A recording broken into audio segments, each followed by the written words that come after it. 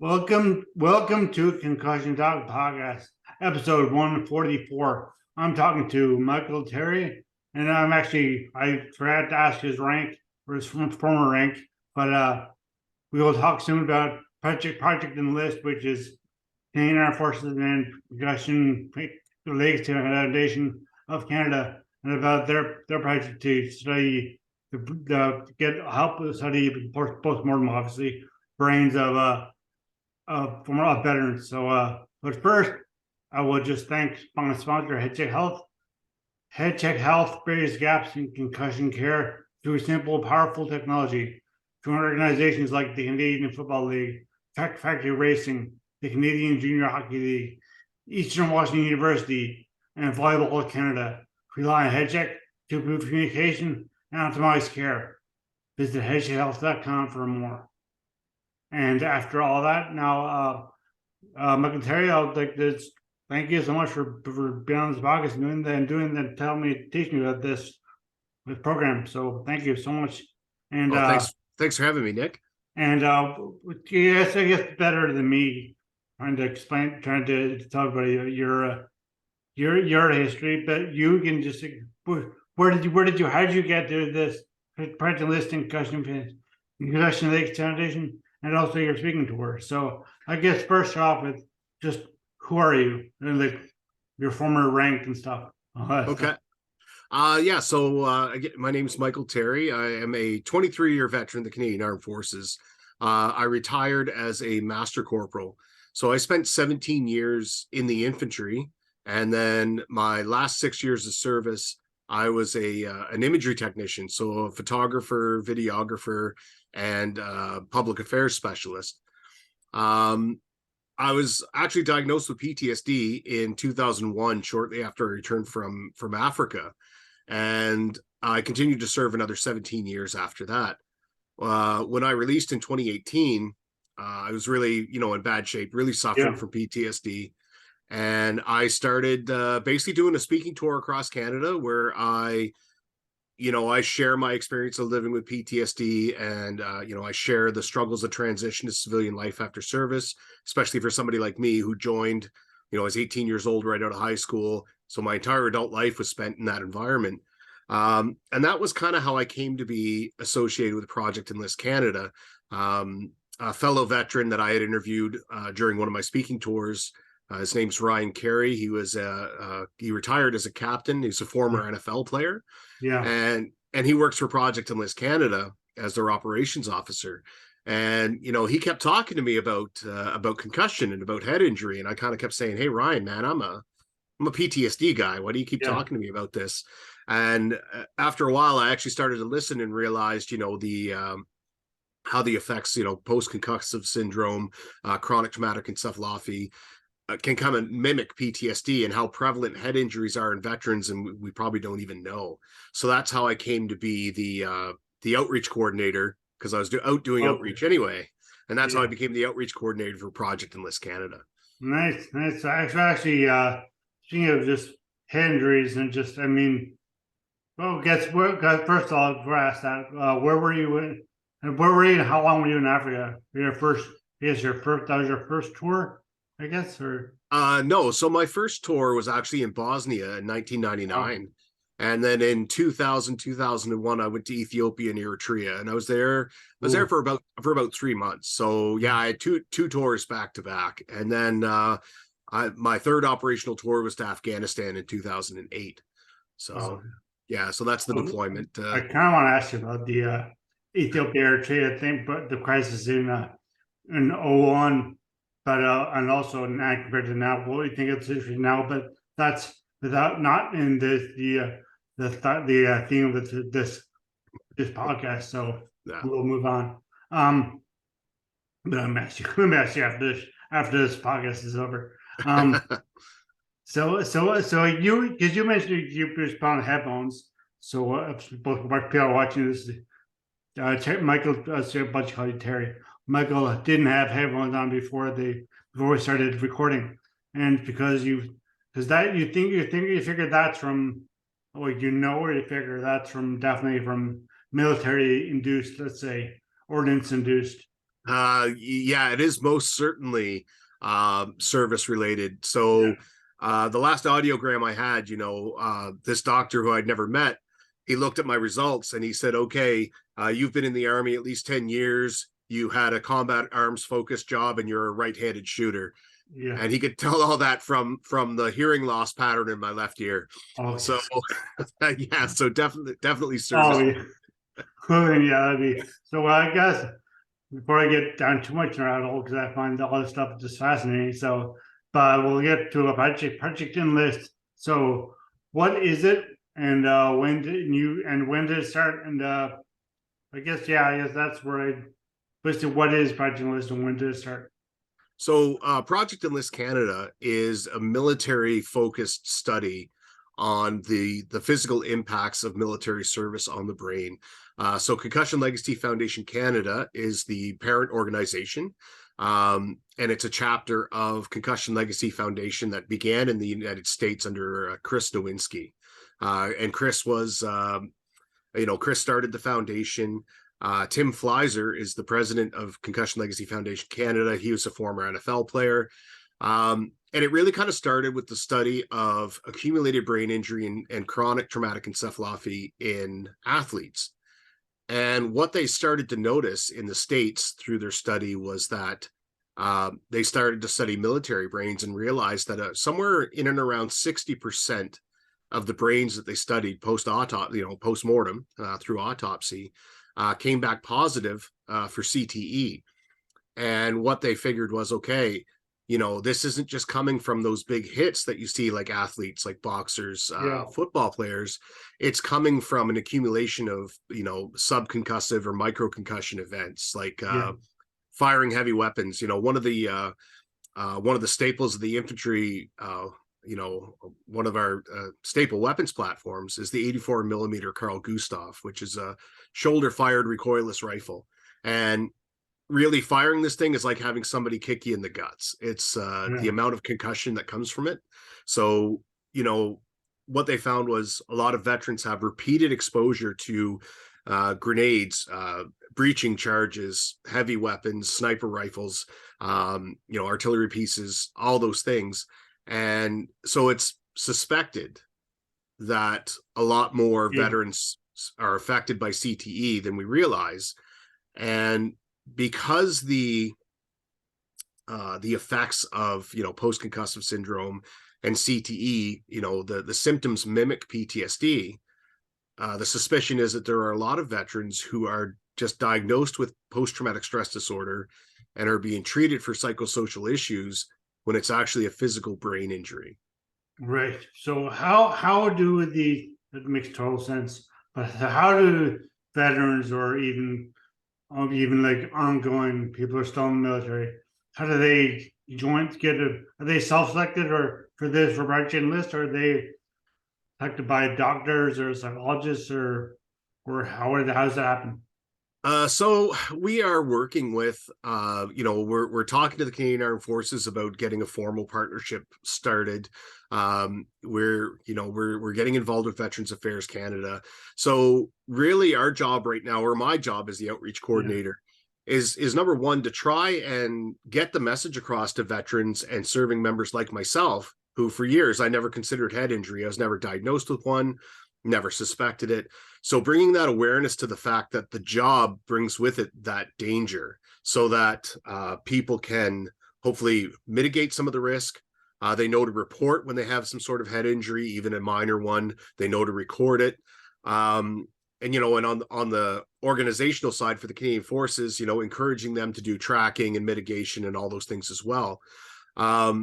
On the research side of things, we are partnered with the Center for Addiction and Mental Health, which is CAMH in Toronto. Right. And Dr. Neil Vazdev is engaged in a study to try and be able to diagnose CTE in the living brain. And so as his research goes forward, and Canada right now, we are the front runner in the world to be able to diagnose CTE in the living brain. Wow. Impressive.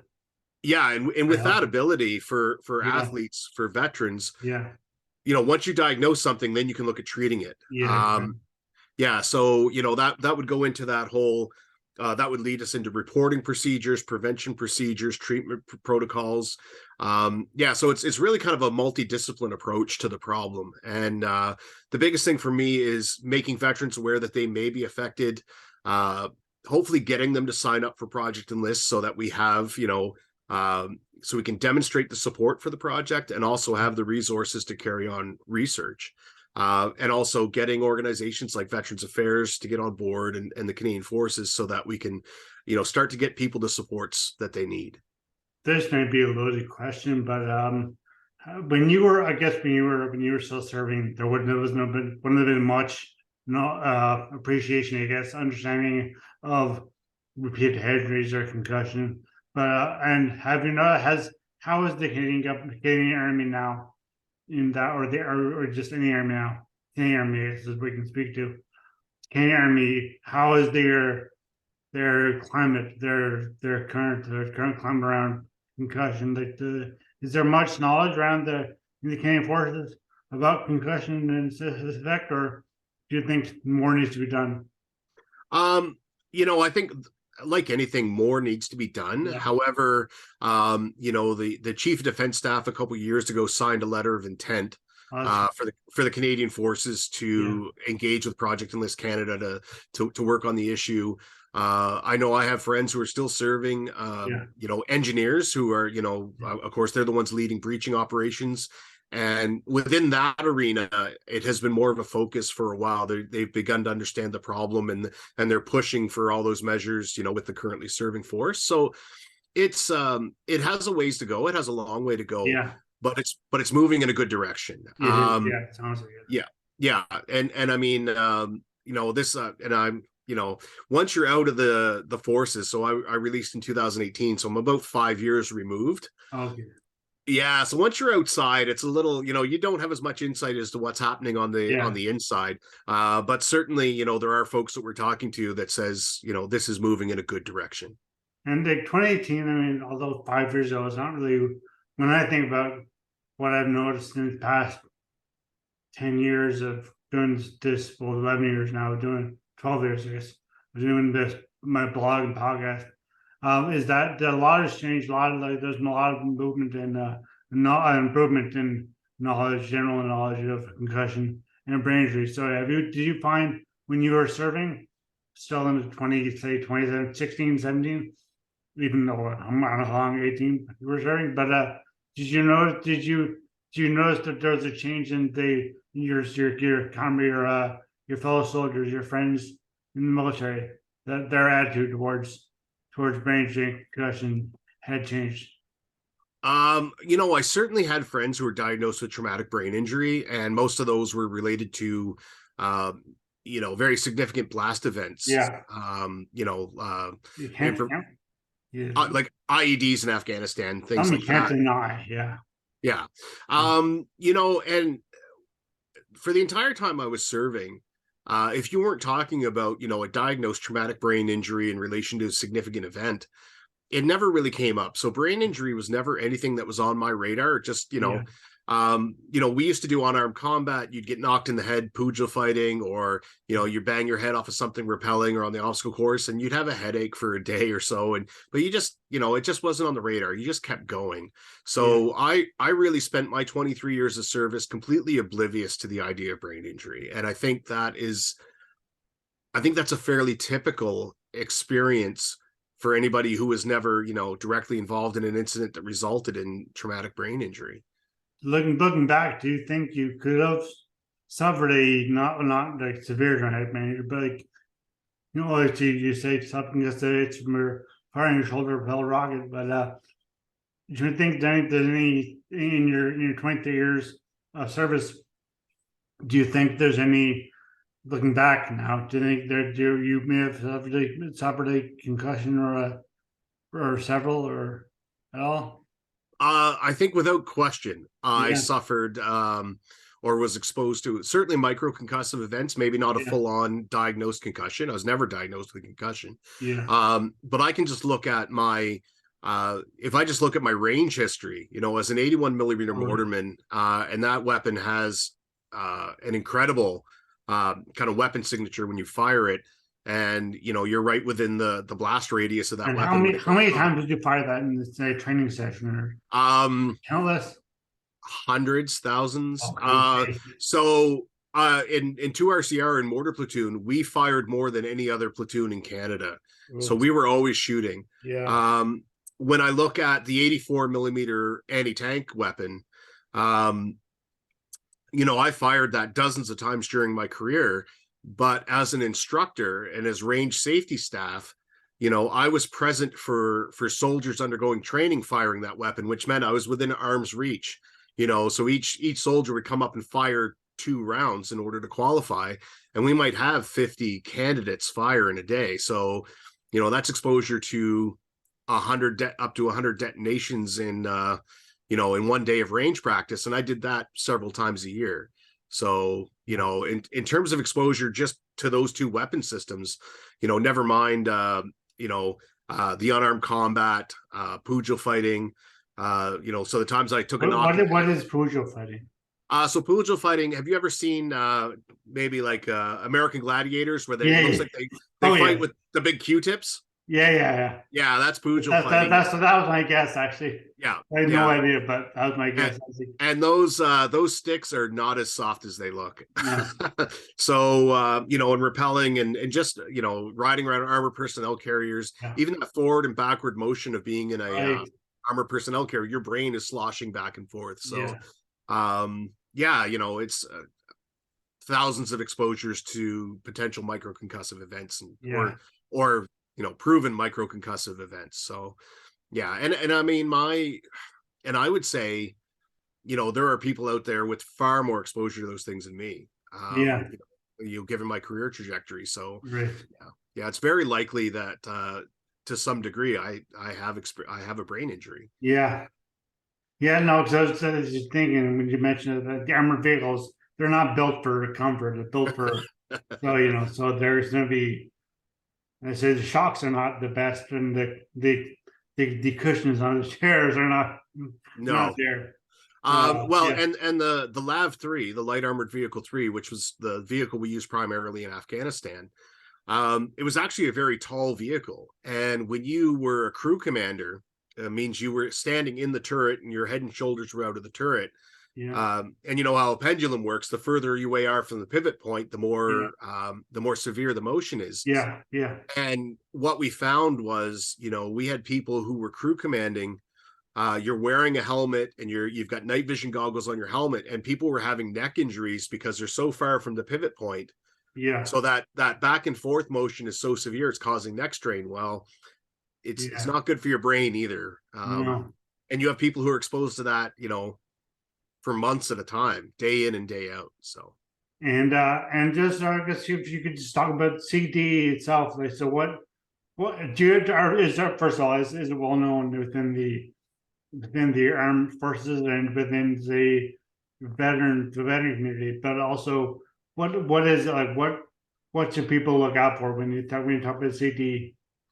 Well, I guess when you look at the symptoms of CTE, again, they really kind of mimic PTSD.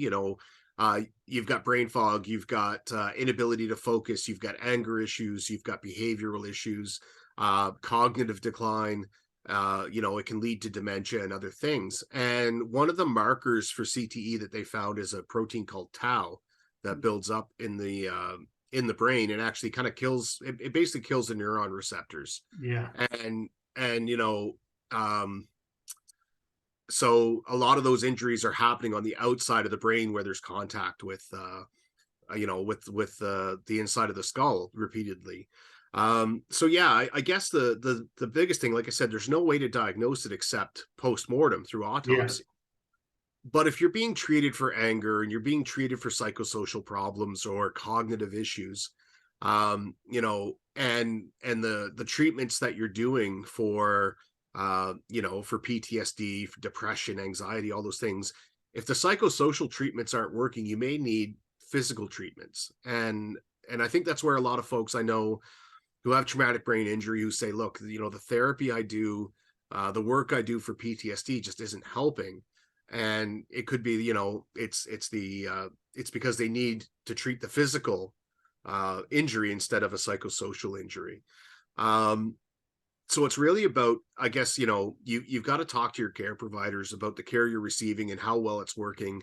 And, for me, I've never been asked about brain injury by a health professional. Yeah. I've been diagnosed with PTSD now for going on 23 years, I guess, somewhere near that. And I've never been asked, oh, have you ever had a head injury by a medical professional? So, and that's a common occurrence. So I think anybody who suspects that, okay, I've got these problems or these symptoms, I've got this history of, basically impacts to the head, you need to start asking your care providers about the possibility of a brain injury. And the problem is, there's not a lot of practitioners out there who are familiar with it necessarily. Unfortunately, no. Yeah. So one of the things that Concussion Legacy Foundation has, and Project Enlist has, is the Operation Brain Health Support Line, and you can find it right on the website. And the idea of that is, it's not, they're not there to give you medical advice. What they're there to do is help you find resources near you, people who Yeah. understand brain injury and can help you kind of determine if that might be what you're affected by. That sounds very important. And actually, she kind of alluded to, not alluded to, but spoke openly about PTSD. And I asked you earlier if you heard of Richard Ski and Bouldercrest Institute in the US. And I will be sure to connect you guys later on. And if they're listening now, then reach out to Michael Terry, Concussion Legacy Foundation, because that's also US and Canada combined kind of thing. So, but also you speak about that. You want, like you say, you're going to be in my neck of the woods in June, just to do a speaking tour.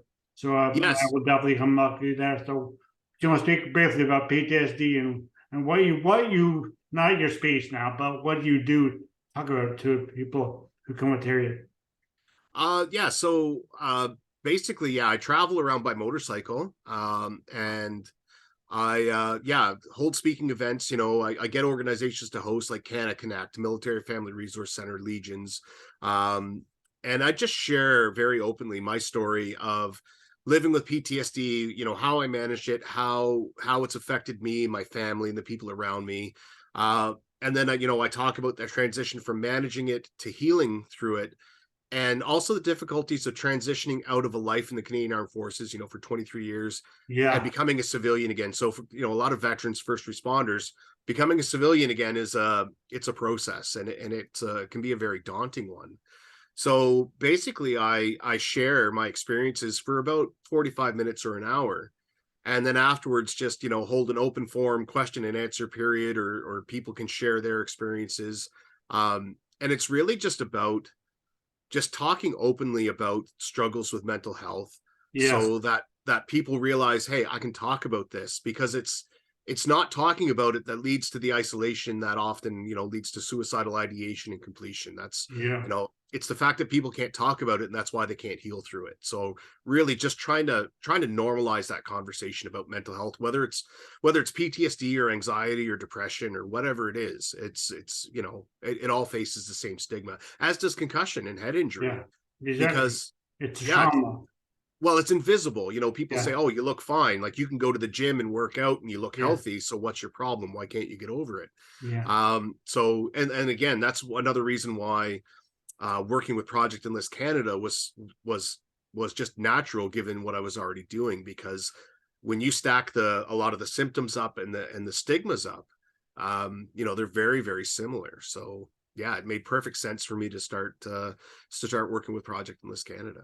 And I guess our final question is, this has been really enlightening, but just about the when you do open the floor to the people to talk to about just about what they're going through, you find that there's a lot of, I know every person, every situation is unique, but is do you find there's a lot of overlay between what you talk about and what people say? Oh, I'm going through this, and I don't think it's anything, but I don't think it's anything serious, but blah blah.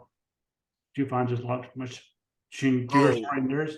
yeah, the commonality between people when you start to talk about emotional struggles, um, is it's really uncanny. And the number of times I've had somebody say, "Hey, I heard my story come out of your mouth," Yeah. or I've heard my story come out of somebody else's mouth. And what it really comes down to is, I talk a bit about some of my experiences that led to me being diagnosed, or but I don't focus a lot on the traumatic experiences. I focus on the emotional impact on me and the struggles that I have. Right. Because when we stop comparing experiences and we start talking about the human impacts of the injury, that's where I have found, my story lines up with other veterans. My story lines up with first responders. My story lines up with civilians who never had any sort of military background and weren't exposed to the same sort of events that I was.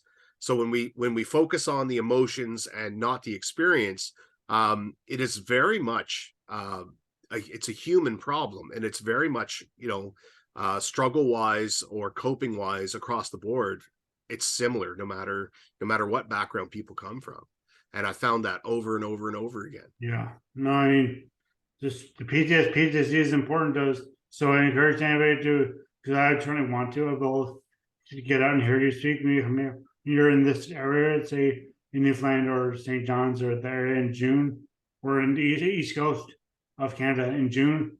And also for Project Enlist, would you like to just tell everybody where they can reach out, numbers or emails or websites, I guess, probably the best way, maybe. But you tell me this way to people that are veterans or anybody that's interested in Project Enlist and what it entails and where they meet you. For sure. So if you want any information at all on Project Enlist Canada, you can go to Facebook, Instagram, or LinkedIn and just put in Project Enlist Canada. You can also visit www.projectenlist.ca, and all the information is going to be there on the webpage. We are actively looking for people to pledge their brain to the study, and I know and a lot of people are hesitant about the idea of brain donation. So I always tell people, brain donation works in two stages. There's the pledge, and then there's following through on the donation after you pass on. And anybody can pledge. It doesn't matter, military, civilian, veteran, anybody can pledge. And when you pledge, what you're doing is you're showing public support for the project, and you're demonstrating the need for the project and the research. And that helps us to secure funding. So anybody can pledge. And there's no expectation for you to have to follow through on donating your brain when you pass. That is kind of the next step that people have to arrange and make sure their loved ones or their survivors are kind of fully briefed on and prepared for. So I encourage anybody to go pledge. There's no pressure to donate. But anybody who's affected by post-concussive syndrome, you go to the webpage and the support line is there, and it's there to help you get connected with